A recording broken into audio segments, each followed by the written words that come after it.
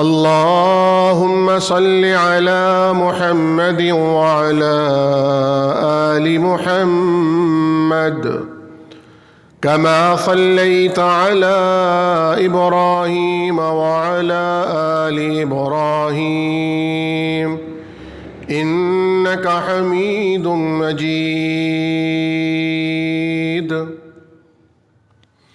اللهم بارك على محمد وعلى آل محمد كما باركت على إبراهيم وعلى آل إبراهيم إنك حميد مجيد.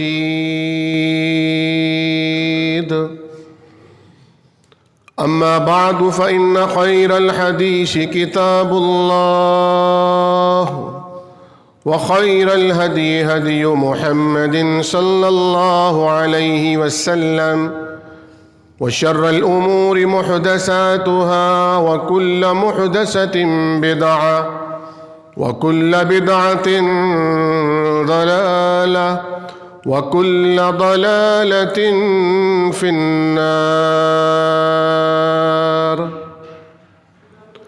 أعوذ بالله السميع العليم من الشيطان الرجيم من همزه ونفخه ونفسه.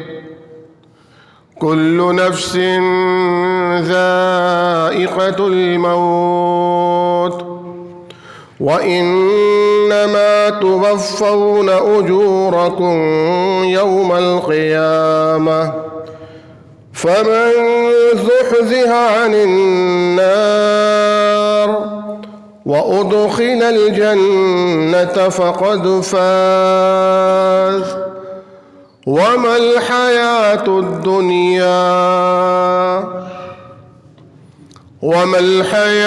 الدنيا إلا متاع الغرور.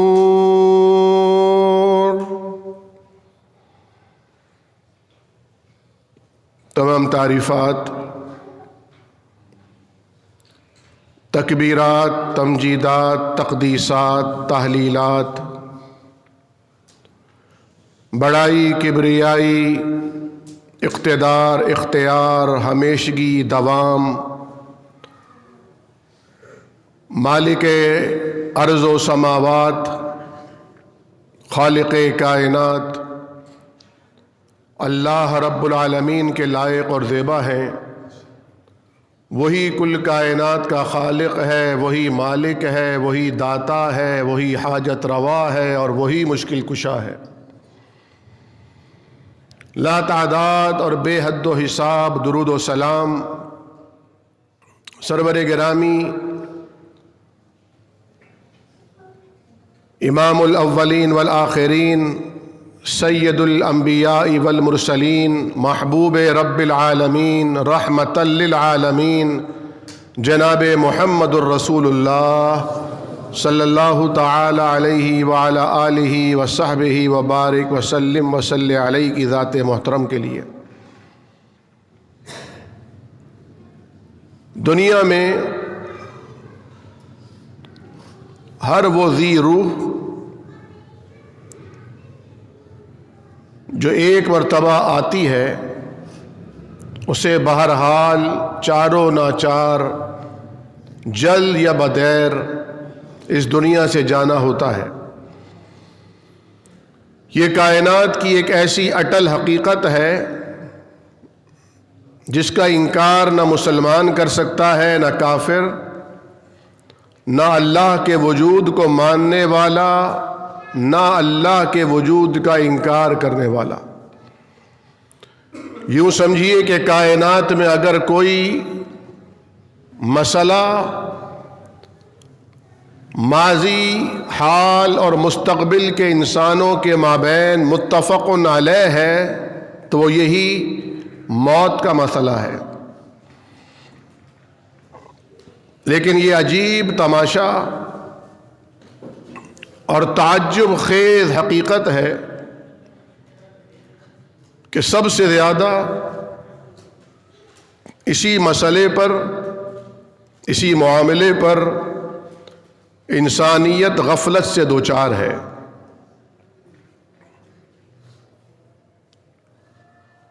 جبکہ یہ اعلان ہوتا ہے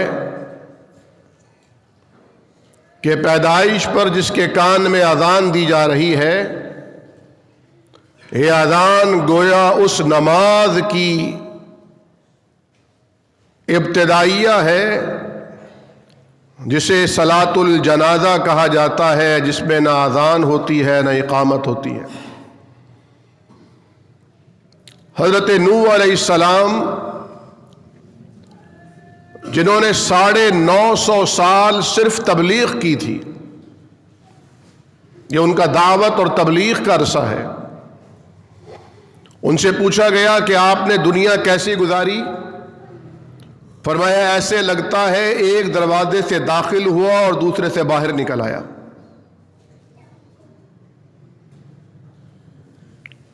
اسی لیے قرآن نے کہا بل تؤثرون الحیات الدنیا، تم دنیا کی زندگی کو آخرت پر ترجیح دیتے ہو، والآخرۃ خیر وابقی، حالانکہ آخرت ایک تو دنیا سے بہتر ہے اس لیے اسے ترجیح دی جانی چاہیے، دوسرے وہ بہت زیادہ بقا رکھنے والی ہے، دنیا فنا رکھنے والی ہے، اس کا اختتام ہے۔ دنیا میں ہر طرح کے قابل، دانا، اعلی، عرفہ، مشہور، معروف، امیر، کبیر، جبر و استبداد والے لوگ گزرے ہیں۔ یہاں فرعون بھی رہا کرتا تھا جو اپنے آپ کو اس دھرتی پر خدا کہتا تھا، لیکن اس کی طاقت، قوت، اقتدار، اختیار اسے موت سے نہیں بچا سکا، اور کفر کی وجہ سے عبرتناک موت اس کا مقدر بنی۔ یہاں شداد اور حامان بھی ہوتے تھے، یہاں قارون بھی ہوا کرتا تھا جس کے خزانے کی چابیاں قرآن کہتا ہے ایک بڑی جماعت کے لیے بھی اس کا اٹھانا مشکل ہوتا تھا۔ وہ خزانے نہیں ہوتے تھے، خزانوں پر پڑی تالوں کی چابیاں ہوتی تھیں، ایک بڑی جماعت اسے اٹھانے پر مامور تھی جو اس کے ساتھ ٹریول کرتی، سفر کرتی، نقل و حمل کا ذریعہ بنتی۔ اس کا مال بھی اسے نہیں بچا سکا۔ یہ تو اس دنیا کی مثال ہے، انسان پانی پی رہا ہو اور پانی کے قطرے کا آدھا قطرہ اس کے معدے میں جانے کے بجائے سانس کی نالی میں اتر جائے تو وہ پانی کے قطرے کی بوند اسے زمین پر تڑپنے پر مجبور کر دے گی۔ بسا اوقات ایسا بھی ہوتا ہے کھانا کھاتے ہوئے دھانسا یا اچھو لگا، ہسپتال پہنچنے سے پہلے وہ شخص جو دنیا میں جی رہا تھا، جو طویل منصوبے بنا رہا تھا، اس نے ایس بی سی اے سے، کے بی سی اے سے اپنے مکان کے نقشے پاس کرائے ہوئے تھے، جس کے بینک بیلنس میں اچھا خاصا اماؤنٹ موجود تھا، اس نے سپنے اور خواب دیکھ رکھتے تھے، لیکن چشم زدن میں وہ ایک جیتے جاگتے انسان سے میت میں تبدیل ہو جاتا ہے۔ یوم لا ینفع مال ولا بنون، قرآن نے تو اس جہاں کی مثال دی کہ وہاں نہ انسان کا مال کام آئے گا، نہ اس کی اولاد کام آئے گی، وہاں سکون سے وہ ہوگا، اطمینان سے وہ ہوگا، الا من اتى اللہ بقلب سلیم، جو اطاعت گزار دل لے کر آئے گا۔ لیکن اس دنیا میں بھی آپ دیکھتے ہیں کہ جس پر اللہ کا نظر کرم نہ ہو، وہ مال رکھنے کے باوجود، آل اولاد رکھنے کے باوجود، ووٹ بینک رکھنے کے باوجود، وَتُعِزُّ مَن تَشَاءُ وَتُذِلُّ مَن تَشَاءُ، وہ جب چاہے کسی کو عزت سے سرفراز فرمائے، وہ جب چاہے کسی کو ذلیل و خوار کر دے، کوئی اس کے معاملات میں مداخلت کرنے کی جرت نہیں رکھتا. تو زندگی برائے بندگی ہے. قرآن کریم نے متعدد مقامات پر بتایا کہ تمہاری پیدائش کا مقصد، تمہارے بھیجے جانے کا مقصد، تمہاری تخلیق کا مقصد وحید اللہ رب العالمین کی عبادت ہے.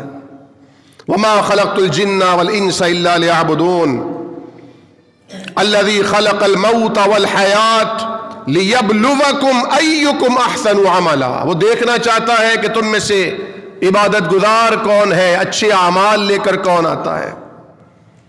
یہ اعمال، جن اعمال کا پورا پورا بدلہ دیا جائے گا. اور اللہ رب العالمین وفا کرنے والا ہے، صاحب الحق والوفا ہے. وہ کسی کا حق مارتا نہیں، وہ عطا بغیر حساب کرتا ہے. انسان اگر ایک نیکی کرتا ہے تو فرشتوں کو حکم ہے کہ اس کے نامہ اعمال میں 10 نیکیاں درج کرو، اور اگر غلطی ہوئی تو فرشتوں کو روک دیا گیا ہے کہ خبردار، ایک غلطی پر ایک ہی غلطی لکھی جائے. اگر توبہ کر لے تو وہ غلطی بھی معاف کر دی جائے. وہ نوازنے والا ہے. لیکن کن لوگوں کو؟ جنہیں اللہ رب العالمین کی چاہ ہو، جنہیں اللہ رب العالمین کی چاہت ہو، جو اللہ رب العالمین کی طرف رجوع کرتے ہوں. یہدی الیہ من ینیب. اللہ رب العالمین کے راستے ان کے لیے کشادہ ہیں، وہ اللہ رہنمائی کرتا ہے ان کے لیے جو متوجہ ہوتے ہیں، جو قلب سلیم لے کر اللہ کی بارگاہ میں آتے ہیں. آج کے معاشرے میں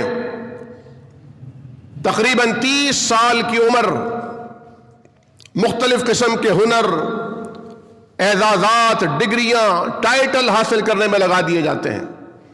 اس کے بعد گھر والوں کو رشتے کی فکر ہوتی ہے، اچھے گھرانے میں رشتے ڈالے جاتے ہیں. شادی ہو جائے، 10-20 لاکھ روپے شادی پر لگا کر پھر قرضہ اتارنے کی کوشش کی جاتی ہے. پھر گھر میں اگر اللہ رب العالمین نعمت یا رحمت سے نواز دے تو پھر وہی خواب جو ماں باپ نے دیکھے تھے اب یہ باپ بن کر اپنی اولاد کے لیے دیکھتے ہیں. ماں خواب دیکھ رہی ہے، باپ سہانے سپنے دیکھ رہا ہے کہ اپنی اولاد کو یہ بناؤں گا، اپنی اولاد کو یہ پڑھاؤں گا، یہاں داخلہ دلاؤں گا، حبیب پبلک میں داخلہ دلاؤں گا، سٹی میں داخلہ دلاؤں گا، ہمدرد میں داخلہ دلاؤں گا، APS لے کر جاؤں گا، کیڈٹ کالج میں داخلہ ہو جائے. دعائیں بھی مانگتے ہیں تو دنیا کو مانگنے کے لیے، جبکہ حدیث شریف میں نبی کریم صلی اللہ علیہ وسلم نے فرمایا اگر اللہ کا وسیلہ بنا کر اللہ سے کچھ مانگنا تو جنت کے سوا کچھ نہ مانگنا. کیونکہ قرآن نے کہا فمن زحزح عن النار، جو جہنم سے بچا لیا گیا، وادخل الجنت فقد فاز، اور جنت میں داخلہ جس کا ممکن بنا دیا گیا وہ مبارکباد کا مستحق ہے کہ وہ کامیاب ہو گیا. مگر نہ دنیا کی ہر کامیابی بھی عارضی ہے اور ہر ناکامی بھی عارضی ہے. مستقل کامیابی آخرت کی کامیابی، مستقل ناکامی آخرت کی ناکامی. ہم عموماً یہ سوچتے ہیں کہ کل سے توبہ کریں گے اور کل سے یہ برا کام چھوڑیں گے، لیکن وہ کل کبھی نہیں آتا. کل سے نہیں، ابھی سے، اسی وقت سے عزم کیا جائے.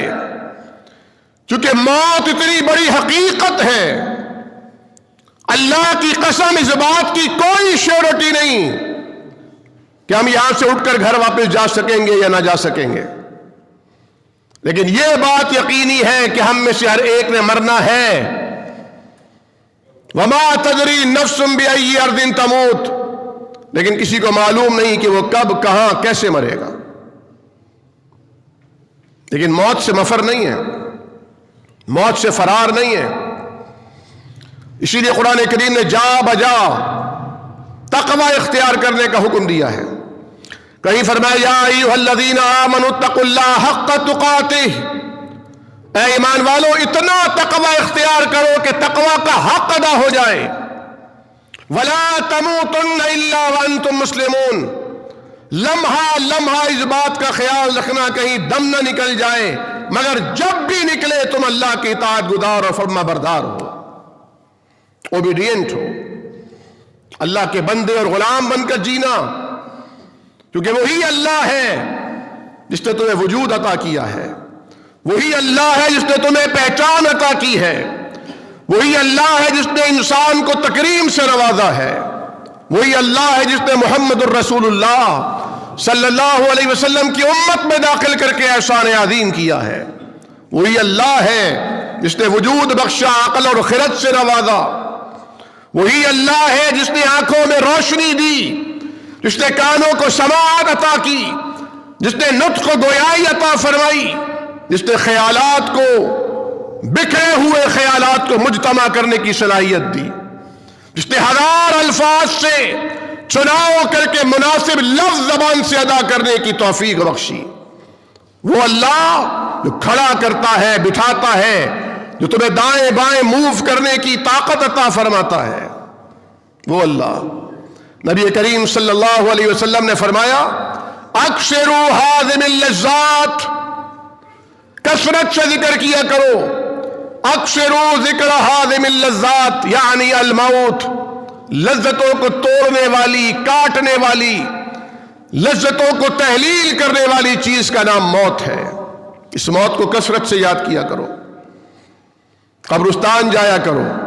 آپ نے فرمایا میں نے تمہیں پہلے منع کیا تھا، تمہارے عقیدے کمزور تھے، کہا تھا قبرستان نہ جایا کرو، لیکن اب میں تمہیں اجازت دیتا ہوں قبرستان جایا کرو تاکہ تمہیں عبرت حاصل ہو، تفریح کے لیے نہیں، منتیں ماننے کے لیے نہیں، چادریں چڑھانے کے لیے نہیں، کہ غریب بیچارہ سردی میں ٹھٹر رہا ہے، اسے چادر رضائی کمبل میسر نہیں، اور جہاں ضرورت ہی نہیں ہے وہاں ڈھیر لگے ہیں، اور بعد میں وہی چادریں پھر ریسیل ہو رہی ہیں، لوگوں کو بانٹی جا رہی ہیں، لوگ اسے دیواروں پر لگا رہے ہیں۔ نبی کریم صلی اللہ علیہ وسلم نے فرمایا بیمار کی عیادت کیا کرو، جب آپ بیمار کی عیادت کرتے ہیں تو اس کا ثواب ہے۔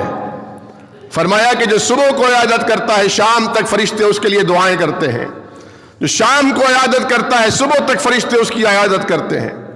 فرمایا جتنی دیر تم مریض کے پاس بیٹھ کر خبر گیری کرتے ہو گویا یہ وہ وقت ہے کہ تم جنت کے میوے کھا رہے ہوتے ہو۔ لیکن عیادت کے آداب بھی ہے، یہ نہیں کہ آپ اپنے سارے بچوں کو لے کر پہنچ جائیں، اس بیچارے کے دوا علاج کا معاملہ مسئلہ بنا ہوا ہے، آپ نے وہاں کھانا کھا کر واپس آنا ہے۔ عیادت، خبر گیری، اسپتال لے گئے، ٹیسٹ کرانا تھا اس کی پیمنٹ خود کر دی، دواؤں کا پرچہ چپکے سے لے لیا۔ کسی نے بڑا خوبصورت جملہ لکھا کہ جس طرح شادی ولیمے کی تقاریب میں جاتے ہیں لفافہ دے کر آتے ہیں، جب کسی کے عیادت کرنے کے لیے جائیں تو بھی لفافہ چپکے سے تکیے کے نیچے رکھ کر آ جائیں۔ اللہ ہمیں معاف فرمائے، یہ مسلمان کے مسلمان پر حقوق ہیں جن کی ہم آج پامالی کر رہے ہیں۔ ہم عیادت نہیں کر پاتے، ہم ایک دوسرے کی خبر گیری نہیں کر پاتے۔ 5 حقوق جو بیان فرمائے، جو سلام سے شروع ہوتا ہے، عیادت آتا ہے، دعوت کا ایجاب آتا ہے، حتیٰ کہ اگر وہ چھینکنے کے بعد الحمدللہ کہے تو اس پر رحم کی دعا کرنا بھی حق ہے۔ وہ مجبور ہو تمہیں بلائے مدد کے لیے تو پہنچنا فرض ہے، یہ اس کا حق ہے۔ یہاں تک کہ فوت ہو جائے تو اس کے جنازے میں جانا، اس کی میت کی مغفرت کی دعا کرنا، اس کے لواحقین کو تسلی دینا بھی اس کا حق ہے، جو دنیا سے جانے کے بعد بھی باقی رہتا ہے۔ اللہ ہمارے احوال پر رحم فرمائے، ہمیں معاف فرما دے۔ اللہ کی قسم نہ ہم حقوق اللہ کی ادائیگی صحیح طور پر کر پا رہے ہیں، نہ حقوق العباد کی ادائیگی صحیح طور پر کر پا رہے ہیں۔ کولو کا بیل بنا دیا ہمیں، زیادہ کی ہوس نے برباد کر دیا ہمیں، اور یہ تو قرآن نے کہا الہاکم التکاثر، تمہیں ہلاک کر دیا، برباد کر دیا، کچھ نہیں رہا تمہارے پاس، سب گنوا دیا۔ زیادہ کی ہوس نے، زیادہ کی طلب نے، یہ آیا ہے تو اب یہ بھی آنا چاہیے، اتنا ہے تو اتنا اور ہونا چاہیے۔ حتیٰ زرتم المقابر، یہاں تک کہ تمہارا کفن تیار ہوا، تمہیں نہلایا گیا، کفنایا گیا، میت گاڑی میں تمہیں قبرستان پہنچا دیے گا، حتی زرتم المقابر، یہاں تک کہ تم قبرستان پہنچ گئے، تم نے قبروں کی زیارت کر لی۔ نبی کریم صلی اللہ علیہ وسلم نے بیماروں کی عیادت کا حکم کیوں دیا؟ ایک تو بیمار کو تسلی دی جائے کہ لا باسا طہور انشاءاللہ، گھبرانے کی ضرورت نہیں ہے، بیماری ہے ٹھیک ہو جائیں گے آپ، بلکہ فائدہ یہ ہوگا یہ بیماری آپ کے گناہوں کی معافی کا، کفارے کا ذریعہ بنے گی، آپ انشاءاللہ پاک صاف ہو جائیں گے تو مومن بیماری میں بھی الحمدللہ کہے گا، پریشان نہیں ہوگا، اس بیماری کو اللہ کی نعمت سمجھے گا۔ جس طرح نبی کریم نے فرمایا بخار کو گالی مت دو، جو تمہارے گناہوں کو دور کرنے اور تمہیں اجر عطا کرنے کے لیے آتا ہے۔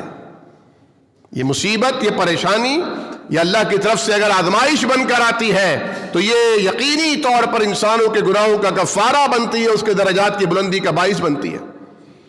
حدیث شریف میں آیا یہاں تک کہ حتی الشوکۃ یشاککھا، اگر اسے کوئی کانٹا بھی چبھتا ہے اور وہ صبر کر کے الحمدللہ کہتا ہے تو اللہ کے ہاں اسے صابر بھی لکھا جاتا ہے اور شاکر بھی لکھا جاتا ہے، اس سے بھی اس کے درجات بلند ہوتے ہیں۔ بیمار کو دیکھ کر انسان کو معلوم ہوتا ہے کہ ارے یہ میرے جیسا انسان آج بستر پر پڑا ہے، کیا فرق ہے اس میں اور اس میں، نظر نہ آنے والے جرثومے، نظر نہ آنے والے بیکٹیریاز، سمجھ میں نہ آنے والی بیماریاں، آج ڈاکٹرز نے، میڈیکل سائنس نے بیش بہا ترقی کر لی، لیکن اللہ رب العالمین کی طاقت، قوت، اقتدار اور اللہ کے اختیار کے آگے ساری میڈیکل سائنس بے بس ہو چکی ہے۔ بیماری کا ہی پتہ نہیں چلتا بیماری ہے کیا۔ پھر وہ کہتے ہیں روحانی علاج کرائیے، روحانی علاج کے ماہرین نے ایک الگ چورن بیچنا شروع کر دیا ہے، انہوں نے الگ روحانی ڈاکٹر کا لقب اختیار کر کے لوگوں کو بیوقوف بنانا شروع کر دیا ہے۔ جو آئے گا کہیں گے آپ پہ نظر ہے، آپ پہ جن ہے، آپ پہ جادو ہے۔ بھائی میں تو معوذات پڑھتا ہوں، میں تو اذکار مسنونہ پڑھتا ہوں، میں تو رقیہ شرعیہ سنتا ہوں، میں تو ہر تیسرے دن سورہ بقرہ پڑھتا ہوں، کہاں سے جنات آئیں گے، جادو ہوگا، کیسے ہوگا؟ نہیں جی ہوا بھائی آپ پر۔ ایک صاحب کے گھر میں یہی شرجانی ٹاؤن میں، انہوں نے کہا ڈاکٹر صاحب ایسا مسئلہ ہے آپ ذرا بتائیں کوئی حل۔ میں نے ایک صاحب کا پتہ بتایا کہ جاؤ ان کو فون کرو، میرا نام لینا، وہ آ جائیں گے۔ وہ آئے، کہہ لیں گھر میں کمرے کتنے، انہوں نے کہا شاید 16 کمرے بتائے انہوں نے، ہر کمرے کے حساب سے 5000 کا ریٹ رکھا، کہہ لیں کہ اتنے ہزار بنیں گے آپ کا کام ہو جائے گا۔ جب مجھے انہوں نے بتایا میں نے جی میں کہا اس کے آدھے مجھے دو، میں کام کر دوں گا۔ اور پھر الحمدللہ دوا، ایک دوا 1 M کے اندر ایک دوا کا ایک قطرہ ان کی اہلیہ کو دیا کہ یہ ان کی زبان پہ ڈالنا جب جنات آ جائیں۔ وہ ہومیوپیتھک کی دوا کا ایک قطرہ تھا، جنات بھی بھاگ گئے، جادو بھی ختم ہو گیا۔ لیکن بتانے کا مقصد یہ بیماریاں اس لیول کی ہیں کہ نہ ڈاکٹر کی سمجھ میں آ رہی ہیں نہ علماء کو سمجھ میں آ رہی ہیں۔ یہ بیماری اصل میں روح کی بیماری ہے، یہ بے قراری اصل میں دل کی بے قراری ہے۔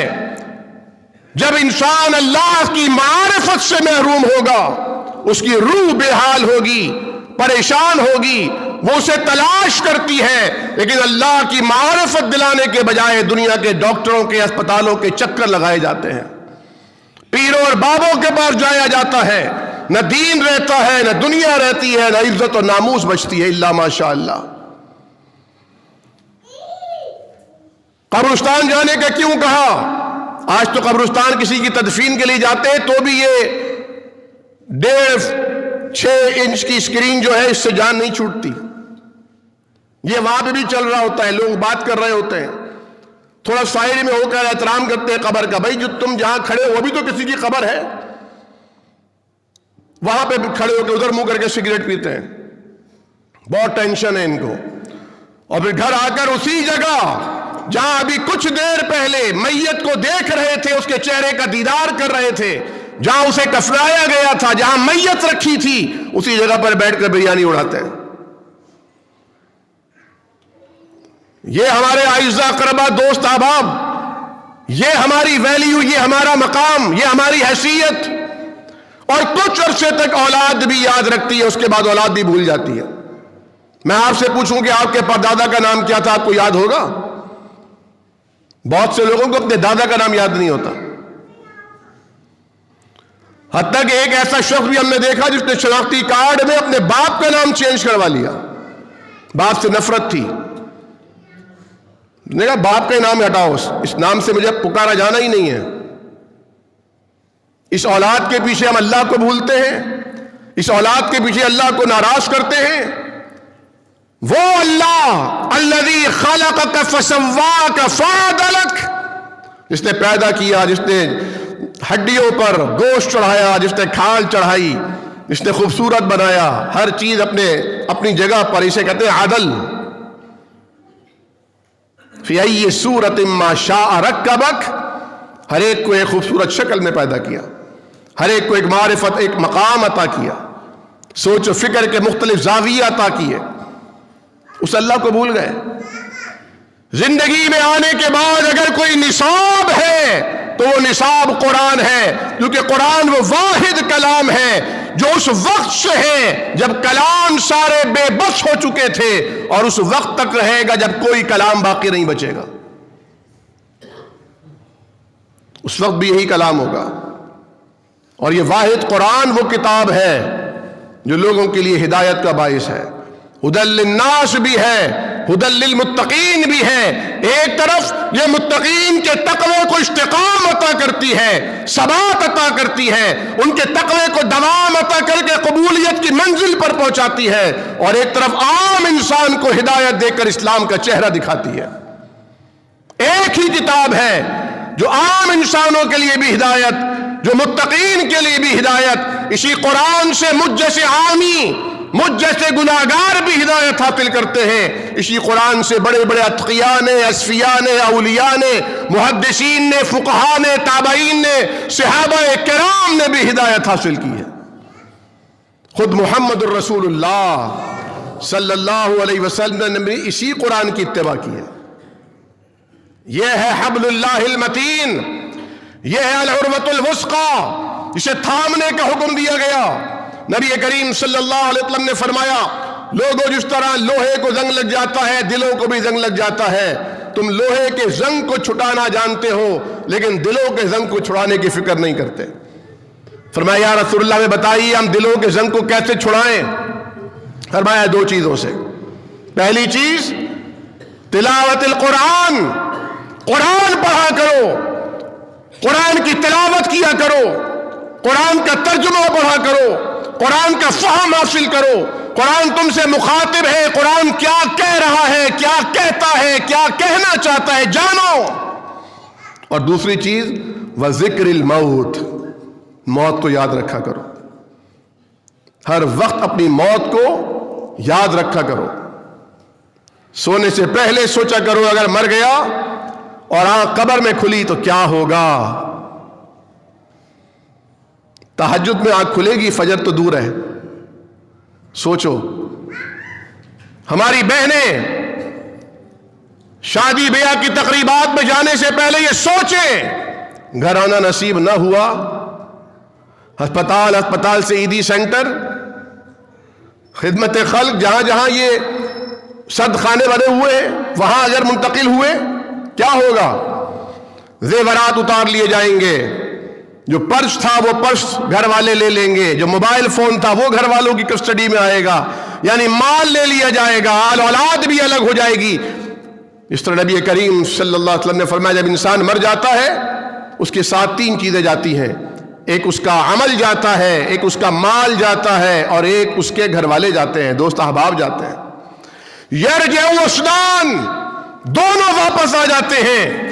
اس کا موبائل جس پہ وہ کال ریسیو کیا کرتا تھا اس کے بیٹے یا بھائی کے ہاتھ میں ہوگا, جو گاڑی وہ خود ڈرائیو کرتا تھا کوئی اور ڈرائیو کر رہا ہوگا, اس کے پیسے, اس کا والیٹ, شناختی کارڈ جو اس کی جیب میں رہتا تھا, کریڈٹ کارڈ, اب وہ اس کے بیٹے یا بھائی کے پاس ہوگا. اس کے گھر والے بھی واپس آئیں گے, یہ مال بھی اس کا پلٹ آئے گا. وَيَبْقَى عَمَلُهُ, اگر اس کی قبر میں اس کے پاس کوئی باقی بچے گا تو اس کا مال ہوگا, اب اس کا عمل ہوگا.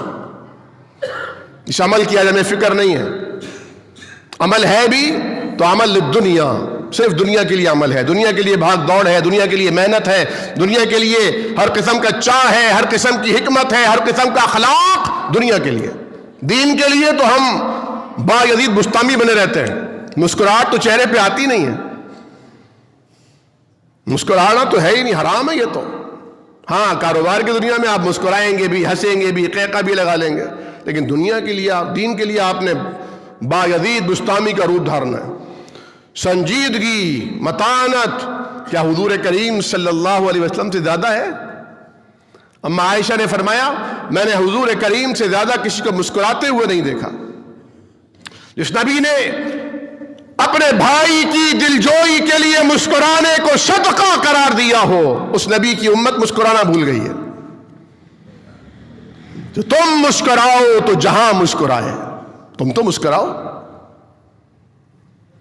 نبی کریم صلی اللہ تعالی علیہ وسلم نے فرمایا قبر میں جب انسان میت بن کر لیٹا ہوتا ہے، آپ تصور کیجئے ذرا قبر کی وحشت کا عالم کیا ہوتا ہے. عام دنوں میں اگر رات کے وقت قبرستان سے آپ گزرے، اچھے بھلے آدمی کو بھی جھرجھری سی آ جاتی ہے سوچ کر کہ اگر میں اندر ہوتا تو کیا ہوتا.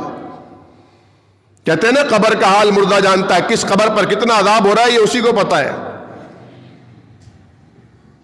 جانور شاید سن لیں کسی عذاب کو، جیسا کہ حدیث میں فرمایا گیا ہر عذاب کو وہ بھی نہیں سنتے، یہ الگ بحث ہے، الگ تحقیق ہے،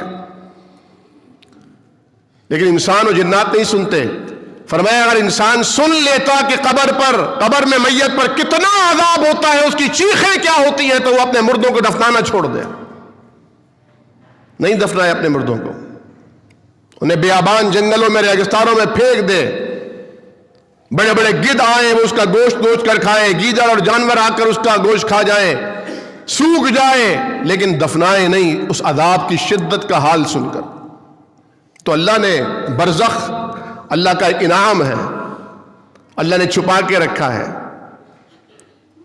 فرمایا ایک حسین جمیل لڑکا جس کے وجود سے خوشبوئیں پھوٹ رہی ہوں گی، وہ اس کے پاس آ جائے گا، وہ پوچھے گا من انت، تو کون ہے؟ وہ کہے گا عملوکا، میں تیرے نیک اعمال ہوں. اللہ نے مجھے مجسم وجود عطا کیا ہے تاکہ میں تیری گھبراہٹ کو ختم کر دوں، تیرے دل کی انسیت کا باعث بن جاؤں. اور اگر عورت ہوگی نیک صالح عورت، پاک دامن عورت، اللہ اور اللہ کے حقوق کو پہچاننے والی، اپنے شوہر کی تابعدار، اپنی عفت اور عصمت کی محافظہ، فرمایا اس کے لیے ایک دلہن کے روپ میں نیکی آئے گی. وہ کہے گی بہن تم کون ہو اتنی خوبصورت؟ وہ کہے گی میں تمہاری وہ نیک اعمال ہوں جو تم دنیا کے ماحول میں اللہ کو راضی کرنے کے لیے کیا کرتی تھی. آج ہماری بہنوں کے لیے پردہ کرنا مشکل ہو گیا. اچھی بھلی پردہ دار خواتین بھی شادی بیاہ کی محفلوں میں آ کر پردے کو فراموش کر دیتی ہیں. جو اصل امتحان کا وقت ہے وہاں پردہ ختم ہو گیا، خوشی کا موقع ہے. قرآن نے کہا خوشی ہو، غمی ہو، فکر ہو، اطمینان ہو، مالدار ہو، غریب ہو، امیر ہو، فقیر ہو، بڑے ہو، چھوٹے ہو، تمہارے لیے اللہ رب العالمین کا حکم یہ ہے یا ایھا الذین آمنوا ادخلوا فی السلم کافہ ولا تتبعوا خطوات الشیطان. اسلام میں دین کے دائرے میں پورے کے پورے داخل ہو. اس دائرے سے باہر ایک پیر باہر رکھنا، ایک اندر رکھنا، آدھا تیتر آدھا بٹیر بننا، یہ اسلام کی منشا نہیں ہے. کیوں؟ کیونکہ اسلام ایک مکمل دین ہے، مکمل ترین دین. اس لیے اس دین کا تقاضا ہے کہ جو کیا جائے اس سے پوچھ کر کیا جائے. جب یہ کہے کرو تو کرو، جب یہ کہے رک جاؤ تو رک جاؤ. نبی کریم صلی اللہ علیہ وسلم کے بارے میں فرمایا گیا وما آتاکم الرسول فخذوہ وما نہاکم عنہ فانتہوا. میرے بھائیوں کا یہ صرف رفع الیدین کی حد تک محدود ہے؟ یہ صرف آمین بالجہر کی حد تک محدود ہے؟ یہ صرف ٹخنے سے ٹخنا ملانے تک محدود ہے؟ نہیں نہیں نہیں، یہ امتیازی مسائل ہیں، ان سے صرف پہچان ہوتی ہے. اصل دین سر کے بالوں سے لے کر پیر کے ناخنوں تک، شعور ملنے سے لے کر قبر تک، ہر حکم اللہ کا حکم ہے، اس کے حبیب کا حکم ہے، تو ہمارے لیے وہ فرض اور واجب ہے. فاتقوا اللہ ما استطعتم، جتنا ہو سکے اتنا تو ڈرو. جیسے کہ فرمایا یا ایھا الذین آمنوا اتقوا اللہ ولتنظر نفس ما قدمت لغد واتقوا اللہ ان اللہ خبیر بما تعملون. لوگوں اللہ سے ڈرو اور ہر انسان یہ دھیان رکھے وہ اپنے کل کے لیے آگے کیا بھیج رہا ہے، کل کی تیاری کیا کر رہا ہے. کل آنے والی ہے نا، آئے گی کہ نہیں آئے گی؟ ایک قیامت تو وہ ہے جو کسی کے مرتے ہی آ گئی، اس کی قیامت تو آ گئی. اور ایک قیامت وہ ہے الحاقۃ ما الحاقہ وما ادراک ما الحاقہ القارعۃ ما القارعہ وما ادراک ما القارعہ. قرآن نے بتایا لیکن پھر سمجھایا، تم کیا جانو وہ کھڑکھڑانے والی کیا ہے، تمہیں اندازہ نہیں ہوگا. بتانے سے اندازہ نہیں ہوتا، دیکھنے سے اندازہ ہوتا ہے. اذا الشمس كورت، جب آسمان پر چمکتا ہوا سورج بے نور کر دیا جائے گا، سوئچ آف ہو جائے گا. وَإِذَا النُّجُومُ انْكَدَرَتْ، جب ستارے چمکنا چھوڑ دیں گے. اذا البحار فجرت، جب دریا بکھر جائیں گے، پھٹ جائیں گے. وَإِذَا الْقُبُورُ بُعْثِرَتْ، جب قبریں اکھیڑ دی جائیں گی. عَلِمَتْ نَفْسٌ مَّا أَحْضَرَتْ، جو انسان نے کیا ہوگا وہ سارا کا سارا اس کے سامنے آ جائے گا. یہی وہ خطرناک وقت ہوگا جب کافر کہے گا یا لیتنی کنت ترابا، کاش میں انسان نہ ہوتا، جانور ہوتا، آج مٹی بن جاتا. کاش مجھے جلایا نہ جاتا، کاش مجھے اٹھایا نہ جاتا، قبر کی مٹی مجھے کھا جاتی. اس دن مومن بھی کہے گا یا لیتنا یا ویلتا ما قدمت لحیاتی یا لیتنی قدمت لحیاتی. اس دن افسوس کرے، کاش میں اپنی زندگی کے لیے کچھ آگے بھیج دیتا، کاش کچھ بچا کے رکھ لیتا. جو کمایا دنیا میں خرچ، جو پڑھا وہ دنیا تک محدود، جو سیکھا ہنر وہ دنیا تک محدود. آخرت کے لیے کیا کیا ہے، کیا بھیجا ہے آخرت کے لیے؟ اگر ہم کہتے ہیں ہم نمازیں پڑھتے ہیں، ہم روزے رکھتے ہیں، ہم خیرات و صدقات کرتے ہیں، تو جناب آپ کو یاد ہے اللہ کے حبیب نے فرمایا تھا کل قیامت کا دن آئے گا جب اعلان کیا جائے گا وہ لوگ آئے جنہوں نے لوگوں کے حقوق غصب کیے تھے. آپ نے پوچھا اتدرون ما المفلس، تم جانتے ہو غریب کسے کہتے ہیں؟ قلاش، دیوالیہ ہوا وہ شخص کون ہوتا ہے؟ یا رسول اللہ وہی نا جس کے بعد درہم اور دینار نہ ہو. فرمایا یہ تو دنیا کا معاملہ ہے. قیامت کا قلاش مفلس وہ ہوگا جس کے پاس بہت ساری نیکیاں ہوں گی، بڑا اجر و ثواب ہوگا، بڑا عبادت گزار ہوگا، لیکن کسی کو گالی دی ہوگی، کسی کا حق مارا ہوگا، کسی کے ساتھ ناجائز کیا ہوگا. قیامت کے دن یہ دعوے دار آئیں گے اور اس کے نامہ اعمال سے نیکیاں لے کر ان کا کیس بھگتایا جائے گا. حتیٰ کہ بعض بد نصیب ایسے ہوں گے، اللہ ہمیں ہماری نسلوں کو، دوستوں کو ان میں شامل نہ فرمانا. ایسے بد نصیب ساری نیکیاں ختم ہو گئی لیکن دعوے دار ختم نہیں ہوئے. چنانچہ ان دعوے داروں کے گناہ لے کر پھر اس کے کھاتے میں ڈالے جائیں گے. وہ کون سے گناہ ہوں گے؟ وہ غیبت ہوگی، جو کسی کی غیر موجودگی میں اس کے قصے کہانیاں سنائی جاتی ہیں، جو اس کی غیر موجودگی میں اس کی باتیں کی جاتی ہیں، وہ باتیں جو واقعتاً اس میں ہیں، وہ عیب جو اس میں پائے جاتے ہیں اگر غیر موجودگی میں بیان کیے جائیں تو غیبت کہلاتی ہے. اور اللہ کے حبیب نے فرمایا الغیبت اشد من الزنا، غیبت تو زنا سے بھی بڑا گناہ ہے. کیسے؟ کیونکہ زنا کا ارتکاب کرنے والا، اللہ ہم سب کو محفوظ فرمائے، ارتکاب کرنے والا اسے گناہ سمجھتا ہے، توبہ کا چانس ہوتا ہے. لیکن غیبت کرنے والا اس غیبت کو گناہ ڈکلیئر ہی نہیں کرتا، کنسیڈر ہی نہیں کرتا، سمجھتا ہی نہیں. وہ سمجھتا ہے میں تو خیر خواہی کر رہا ہوں، میں کوئی غیبت تھوڑی کر رہا ہوں. اور اگر وہ مرض، وہ بیماری، وہ عیب اس بھائی میں موجود ہی نہ ہو جس کا ذکر ہو رہا ہے، فرمایا پھر تو بہتان ہوگا، پھر تو بہتان ہوگا. آج لوگ ادھار لے لیتے ہیں، قرض لے لیتے ہیں، واپس نہیں کرتے، سودا بیچ رہے ہیں، جھوٹ بولتے ہیں، قسمیں کھاتے ہیں، نعوذ باللہ من ذالک. ایک بزرگ نے بڑا خوبصورت جملہ کہا تھا. انہوں نے کہا اگر جیب میں پیسے ہیں اور دل مطمئن ہے تو یہ اللہ پر اعتماد نہیں، یہ پیسوں پر بھروسہ ہے. پھر تم اللہ کے بندے نہیں، مال و دولت کے بندے ہو. جسے حدیث میں عبد الدرہم اور عبد الدینار کہا گیا. کمال تو یہ ہے جیب میں پیسے نہ ہو اور دل مطمئن ہو کہ اللہ ہے نا. فکر کی کیا بات ہے؟ اللہ نہیں ہے. اللہ نعوذ باللہ چھٹیوں پر ہے, نعوذ باللہ وہ ریٹائر ہو سکتا ہے, نعوذ باللہ وہاں بھی کوئی منی بجٹ آ سکتا ہے. یہ منی بجٹ تو یہاں کے نکمے لے کر آتے ہیں. 3 سال ہو گئے معیشت نہیں سنبھل رہی, 3 سال ہو گئے پرانا رونا نہیں مٹ رہا, 3 سال ہو گئے سمجھ میں نہیں آ رہا بیماری کیا ہے, علاج کیا ہے. دعوے, تقاریر, خطابات سب اچھے ہیں, لیکن عمل کہاں ہے؟ عمل کہاں ہے؟ غریب غریب سے غریب تر ہو رہا ہے. امیر بھی غربت کے دروازے پر کھڑی غربت کو تک رہے ہیں. فیکٹریاں بند ہو رہی ہیں, کارخانے ختم ہو رہے ہیں, ملازمتیں لوگوں کی چھوٹ رہی ہیں. اچھے بھلے لوگ جن کے کاروبار چلتے تھے وہ پریشان ہیں. لیکن وہی بات کہ پیوستہ رہے شجر سے امید بہار رکھ. دنیا میں ہے یہ گرانی, دنیا میں ہے یہ مہنگائی, دنیا میں ہے یہ افراتفری, دنیا میں ہے یہ خدشات, خطرات, دنیا میں ہے ڈیفالٹر ہونے کا خطرہ. اللہ رب العالمین کے ایسا کوئی خطرہ نہیں ہے. مجھے حکایت یاد آئی, عرب کے ایک شہر میں قحط پڑ گیا, سارے لوگ پریشان ہیں, لیکن ایک شخص بڑا مطمئن ہے.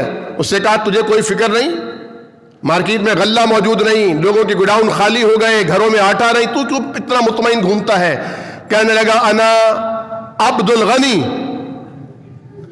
کیف اخاف الفقر, میں فقیری سے کیسے ڈر سکتا ہوں, میں تو غنی کا غلام ہوں جس کے خزانے بھرے ہوئے ہیں.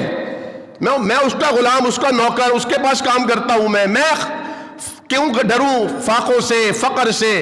میں کیوں ڈروں مال و دولت کی قلت سے؟ یہ اعتماد اور یہ یقین ہونا چاہیے اللہ کی ذات پر. اور یہ یقین اگر اللہ کی ذات پر ہوا تو یقین کر لیجئے دنیا بھی آپ کے لیے آسان ہوگی اور آخرت بھی آپ کے لیے سنور جائے گی انشاءاللہ. یقین کی ضرورت ہے.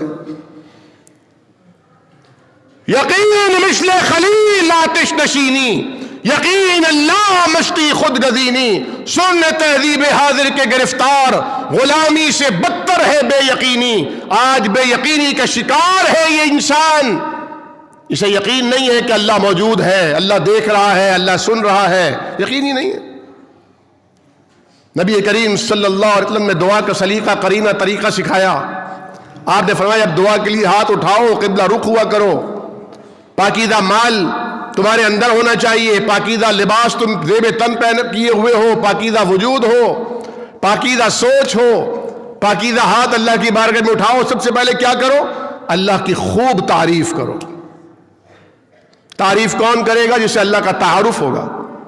اللہ کا تعارف ہی نہیں, اللہ کی پہچان ہی نہیں, اللہ کی معرفت ہی نہیں, اللہ ہے کون؟ اور یہ وہ پہلا سوال ہوگا جو ہم سے, مجھ سے اور آپ سے, ہر پیدا ہونے والے انسان سے قبر میں کیا جائے گا. من ربک, کون ہے تیرا رب؟ Who is your God? کسے مانتے تھے خدا؟ کس کی پوجا کرتے, کس کا کہنا مانتے تھے؟ کون تھا تمہارا رب؟ کون پال رہا تھا تمہیں؟ ہمارا یہی کنسپٹ کلیئر نہیں کہ ہمارا ابا پال رہا ہے, ہماری نوکری پال رہی ہے, ہماری ڈگری پال رہی ہے, ہمارا اسکول پال رہا ہے, ہماری فیکٹری پال رہی ہے, یا ہمارا رب پال رہا ہے.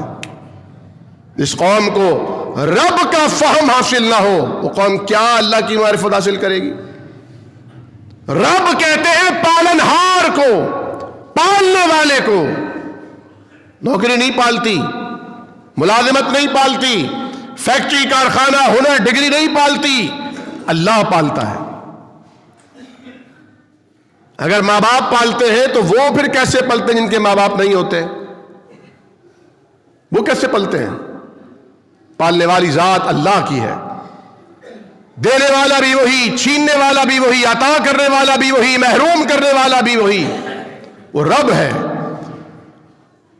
پہلا سوال اللہ رب العالمین کی معرفت کے بارے میں, اسی میں توحید بھی آ گیا, اس میں اسماء و صفات بھی آ گیا, اللہ رب العالمین کی پاور بھی آ گئی کہ اللہ کی طاقت ہے کتنی.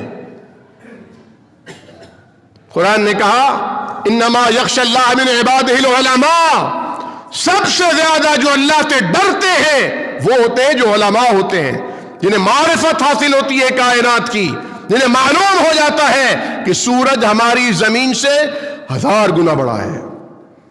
صرف ایک سورج نہیں، کائنات میں اس جیسے سینکڑوں سورج ہیں. ایک عالم نہیں، لا تعداد عالم ہے. وما یعلم جنود ربک الا ہو. اللہ کے لشکروں کو، اللہ کی مخلوقات کو اس کے علاوہ کوئی جانتا ہی نہیں ہے.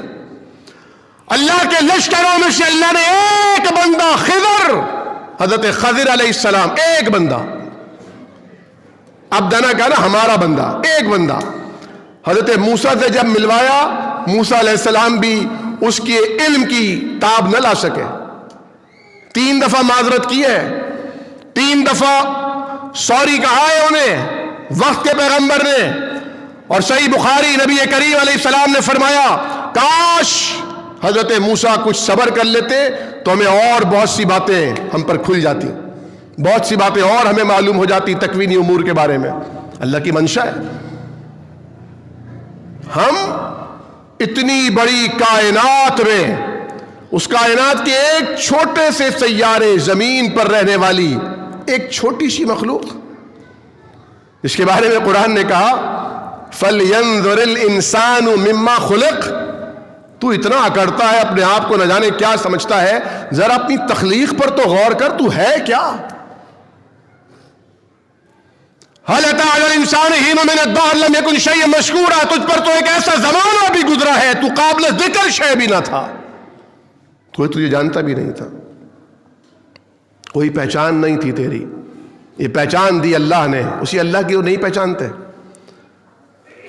یا ایھا الانسان، قرآن کہتا ہے اے انسانوں، ما غرک بربک الکریم، تمہیں تمہارے رب کی، رب کریم کی ذات کو فراموش کرنے میں کیا چیز ہے، کس چیز نے دھوکے میں ڈالا ہوا ہے، کون سی چیز ہے؟ دوسرا سوال ہوگا من نبیوں کا، تمہارے نبی کون ہیں؟ یہ نہیں پوچھا جائے گا ہالی ووڈ کے بڑے مشہور اداکار کون ہیں، بالی ووڈ کے کون ہیں، لالی ووڈ کے کون ہیں، یہ تھوڑی پوچھا جائے گا. آج ہمارے نوجوان فیشن اختیار کرتے ہیں تو اداکاروں والے.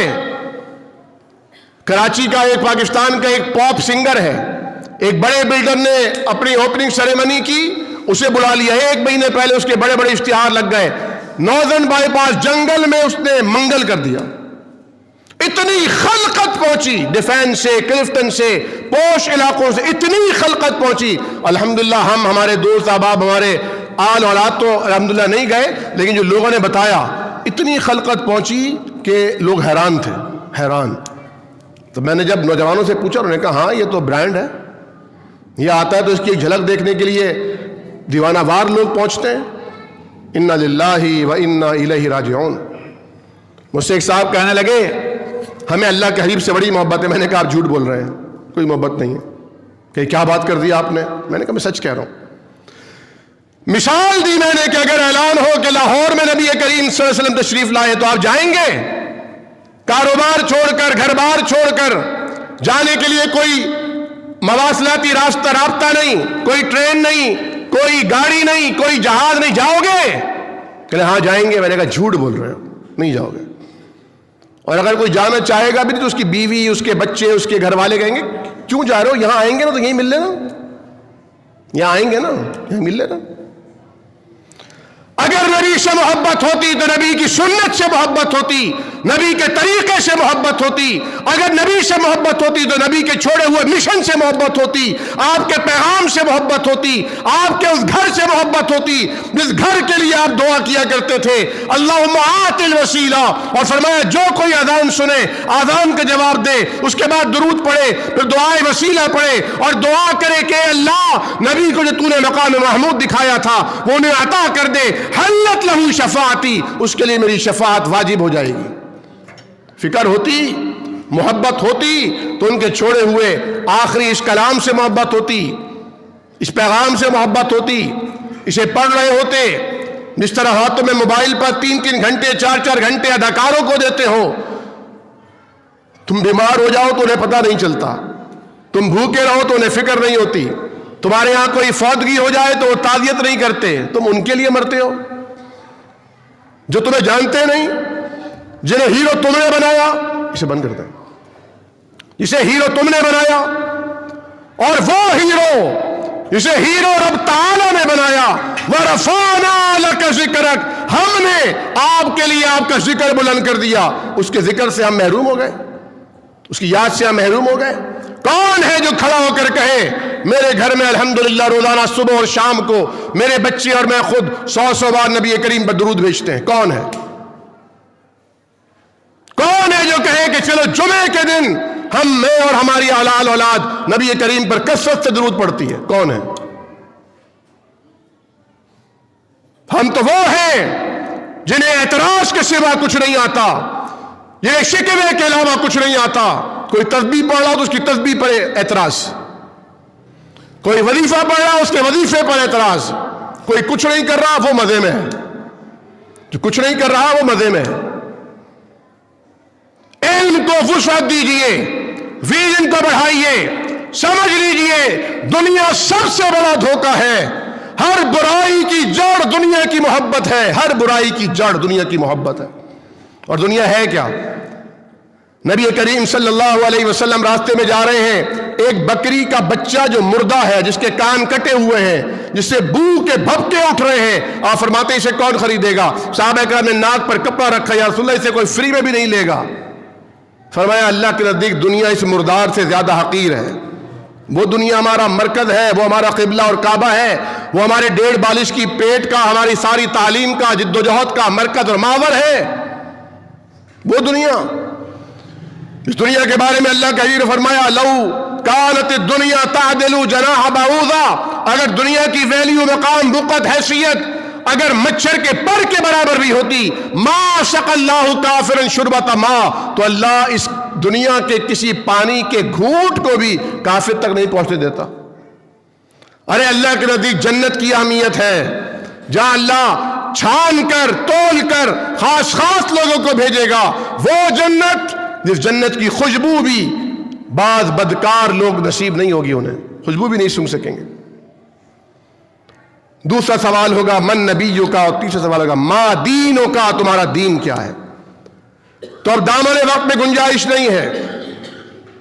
مجھے موضوع دیا گیا تھا ہم نیا سال کیسے گزاریں، نئے سال کا استقبال کیسے کریں، نئے سال کو ویلکم کیسے کریں. اب لوگوں کو میں نے کہا نا، اعتراض کے علاوہ بہت سے لوگوں کو کچھ نہیں آتا. جس طرح مکھی پورا جسم چھوڑ کر وہیں بیٹھتی ہے جہاں پر کوئی زخم ہو، جہاں پر گندگی ہو، جہاں پر پیپ ہو، وہیں جا کے بیٹھتی ہے. ایسے ہم میں سے بہت سے لوگ ہیں جو صرف ساری باتوں کو چھوڑ کر اسی پوائنٹ کو پوائنٹ آؤٹ کریں گے جہاں پر آپ کو کوئی غلطی کا کوئی شائبہ نظر آتا ہو. بھائی ٹھیک ہے، ہمارا نیا سال اسلامی سال ہے، مانتا ہوں، محرم سے اسلامی سال کا آغاز ہوا، لیکن ہمارے اسکولز میں، ہمارے کالجز میں، ہمارے دفاتر میں، ہمارے گھروں میں جو کیلنڈر چلتا ہے وہ یہ عیسوی کیلنڈر ہے.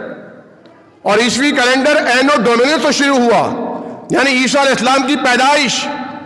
بعض لوگوں نے ایڈی کو سمجھا آفٹر ڈیتھ، یہ آفٹر ڈیتھ نہیں ہے، یہ اینو ڈومینو ہے جو لاطینی زبان کا لفظ ہے، یعنی آغاز عیسیٰ، پیدائش عیسیٰ علیہ السلام. ایک اگر سورج سے چل رہا ہے، دوسرا چاند سے چل رہا ہے. میرے نبی نے فرمایا تھا ان الشمس والقمر آیتان من آیات اللہ، سورج بھی اللہ کی نشانی ہے اور چاند بھی اللہ کی نشانی ہے. اور جب یہ سال نہیں ہوا کرتے تھے، یہ صبح اور شام تب بھی ہوا کرتی تھی، سورج طلوع بھی ہوتا تھا، غروب بھی ہوتا تھا، چاند ہر روز چمکتا ہوا دکھائی دیتا تھا. اصل چیز ہے وقت. ان الانسان لفی خسر، جس کے حوالے سے انسان خسارے سے دوچار ہے. اس وقت کی قدر کیجیے. آج گھروں کو جانے کے بعد میں بھی اور آپ بھی للہ گھر میں ایک کاپی لے بنوا کر، پینسل لے کر، پیج کو درمیان سے آپ اس کو ڈیوائیڈ کیجئے، ایک لکیر کھینچیے. ایک طرف لکھیے میں کتنا مسلمان ہوں، اور دوسری طرف لکھیے میں کتنا مسلمان نہیں ہوں. وہ باتیں جو ہمارے اندر کمی ہے، کوتاہی ہے، ہم اسے اویل کریں، اس کمی کوتاہی کو دور کریں. وہ لوگ جو صرف جمعے کی نماز پڑھ کر سمجھتے ہیں حق ادا کر دیا، وہ یاد رکھیں قرآن نے، حدیث نے یہ نہیں کہا جمعہ پڑھ لو تو مسلمان رہو گے، بلکہ کہا 5 وقت کی نماز تم پر فرض ہے، وقت پر پڑھنا فرض ہے. جہنمیوں سے پوچھا جائے گا تم جہنم میں کیسے گئے؟ وہ اپنا جو وجہ بتائیں گے، لم نکو من المصلین، ہم نماز پڑھنے والوں کے ساتھ نہیں تھے، نماز پڑھنے والوں میں شامل نہیں تھے۔ جمع کا صیغہ، جماعت اکیلے نہیں ہوتی، مل کر ہوتی ہے، بھائی کے بھائی ساتھ ملتا ہے، جڑتا ہے، محبت ہوتی ہے، پیار ہوتا ہے، پھر جماعت بنتی ہے۔ جماعت نام کا نام نہیں ہے، جماعت رویے کا نام ہے۔ ید اللہ علی الجماع، اللہ کا ہاتھ جماعت پر ہے۔ یہاں بیسیوں جماعتیں ہیں، کس کس پر ہاتھ ہے؟ اللہ کا ہاتھ اجتماعیت پر ہے۔ انفرادی زندگی نہ گزارو، ساتھ مل کر زندگی گزارو، کمیونٹی بن کر زندگی گزارو۔ جو لوگ حقوق العباد کا خیال نہیں رکھتے، حقوق العباد کی ادائیگی شروع کر دیں۔ کب موت آ جائے کچھ پتہ نہیں، کل کی تیاری کرنی ہے، اپنی موت کو اپنے سامنے رکھنا ہے۔ ہمارے ایک دوست نے کفن خرید کر ہینگر کر کے اپنی وارڈروب میں لٹکا دیا، کفن خرید کر لٹکا دیا ہے۔ جب الماری کھولتے ہیں کون سے کپڑے نکالوں، کفن پہ نظر پڑتی ہے۔ ایک صاحب نے اپنی انگلی پہ لکھوایا تھا، انگوٹھی پر، کفل موت واعظہ، موت سب سے بڑا واعظ ہے، اس سے بڑھ کر کوئی تقریر نہیں ہے۔ مرنا ہے اور اللہ معاف کر دے تو اللہ کا احسان ہے، لیکن اللہ کا اعلان ہے، اللہ کا یہ اعلان ہے کہ میں حساب کتاب کروں گا۔ من یعمل مثقال ذرۃ خیرا یرا، جو نیک عمل کرے گا وہ ذرے کے برابر ہو تو بھی دکھائی دے گا۔ ومن یعمل مثقال ذرۃ شرا یرا، جس نے برائی کا ارتکاب کیا، معافی نہیں مانگی، اللہ نے معاف نہیں کیا، ذرے کے برابر ہوگا تو بھی تولا جائے گا۔ یہ نظام ہے۔ قیامت کے دن ہوگا، آئے گا، کیا کریں گے؟ اس لیے آج یہ طے کریں، جو 5 وقت نماز پڑھتے ہیں اور فجر کی نماز جماعت سے نہیں پڑھتے، جتنے احباب یہاں بیٹھے ہیں، ہو سکتا ہے بعض کے گھر دور ہوں لیکن اکثریت قریب رہتی ہوگی، مسجد والی گلی میں رہتے ہوں گے، پچھلی گلی میں ہوں گے، ایک گلی پیچھے ہوں گے۔ ایک صاحب نے مجھے بتایا، اور انہوں نے کہا ڈاکٹر صاحب آپ کو پتہ ہے آج ہماری مسجد میں جمعے کے کتنے نمازی تھے؟ میرے ذہن میں آیا 5-6 تو ہوں گے۔ میں نے کہا 5-6؟ کہنے لگے نہیں، ایک امام تھا اور ایک میں مقتدی تھا، ہم دونوں نے محراب میں کھڑے ہو کے نماز پڑھی ہے۔ شاید کوئی آ جائے پیچھے کر دے مجھے، سلام پھیر دیا، تیسرا آدمی مسجد میں نہیں آیا۔ میں کہتا ہوں ہاتھ چوما کرو ان مولویوں کے، ان پیش اماموں کے، ان مؤذنوں کے۔ یہ نہ ہوتے مسجدوں میں اذانیں بھی نہ ہوتی، یہ نہ ہوتے 5 وقت کی نمازیں بھی نہ ہوتی، کیونکہ ہم تو دنیا کمانے میں لگے ہوئے، ہم تو رات کو شادی میں جانا ہے، پھر بچے روتے ہیں، مولوی کے تو بچے ہوتے نہیں ہیں، بچوں کی طبیعت خراب تھی، اپنی طبیعت خراب تھی، لائٹ نہیں تھی، گرمیوں کے بہانے، سردیوں کے بہانے پتہ ہی نہیں چلا۔ بھئی گرمی میں پنکھے چلتے، اذان کی آواز چلو نہ آئے ایک بات ہے، سرد میں بھی آواز نہیں آ رہی، شیطان تھپک تھپک کر سلا رہا ہے۔ ہمارے اندر کا ضمیر ہے نا، وہ سائلنس موڈ پر ہے، کال آ رہی ہے، حی علی الصلاۃ حی علی الفلاح الصلاۃ خیر من النوم، نماز نیند سے بہتر ہے، کال آ رہی ہے لیکن وہ سائلنس پر ہے، وائبریشن بھی ختم ہو چکی، دم توڑ چکا ہے، نہیں اٹھتے۔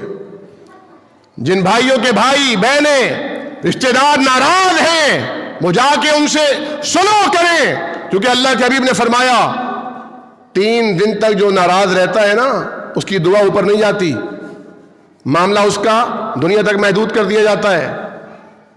یہاں سر جھکا لو کوئی ایشو نہیں، وہاں سر نہ جھکے، وہاں ذلت نہ ملے، یا اکیلے میں معافی مانگ لو کوئی حرج نہیں، یا اکیلے میں سلو صفائی کر لو، غنیمت ہے، وہاں مسائل پیدا نہ ہو۔ اللہ سے دعا کیجئے کہ اللہ تعالی ہمیں اس دنیا میں رہتے ہوئے آخرت کی تیاری کی توفیق عطا فرمائے۔ اللہ کریم ہمارا ہر آنے والا لمحہ، جس طرح مومن کا ہر آنے والا دن گزرے ہوئے دن سے بہتر ہوتا ہے، اللہ کریم ہمارا ہر آنے والا لمحہ گزرے ہوئے لمحے سے بہتر بنا دے، ہر صبح آنے والی صبح گزری ہوئی صبح سے بہتر فرما، ہر آنے والی رات گزری ہوئی رات سے بہتر فرما۔ اور یہ ایک نسخہ ہے، بدعت کے درجے میں تو نہیں آئے گا، لیکن آپ اپنی آل اولاد کو آج رات گھر میں رکھ کر ان سے کہیے گا بیٹا قرآن کریم کی تلاوت کرو، نوافل پڑھو، ذکر و اذکار کرو، تاکہ نئے سال کا آغاز اللہ کی عبادت سے ہو اور اس سال کا اختتام بھی اللہ کی عبادت سے ہو۔ اللہ کریم ہمارا کہنا، آنا، آپ کا سننا